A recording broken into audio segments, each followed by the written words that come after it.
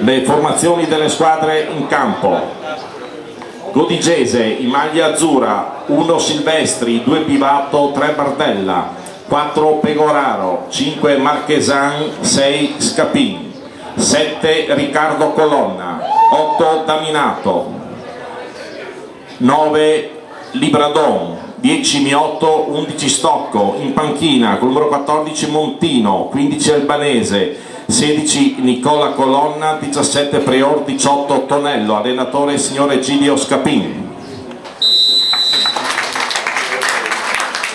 Treviso 2009 in maglia bianco-celeste, 1 Doro, 2 Nicolli, 3 Biasuzzi, 4 Fraguc, 5 Balzan, 6 Borsato, 7 Lucic, 8 Nardin, 9 Siega, 10 Ruggiero, 11 Robelli. A disposizione in panchina numero 12 Mali, 13 Trabizzo, 14 Villa, 15 Cisse, 16 Obda. Allenatore signor Gino Viale.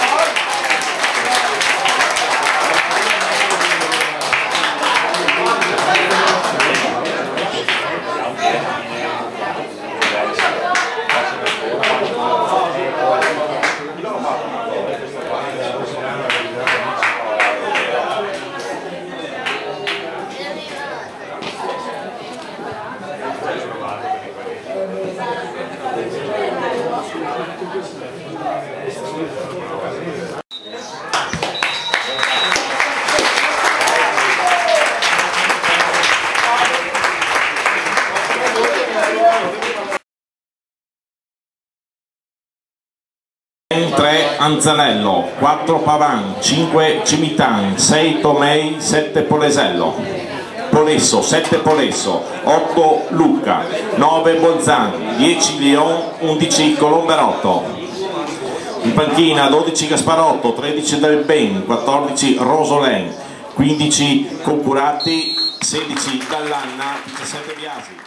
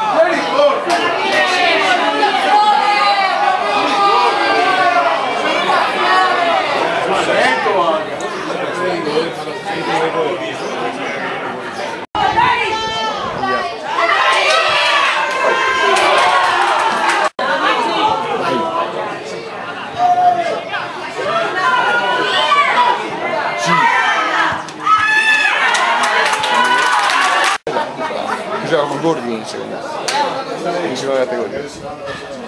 Buona, buona.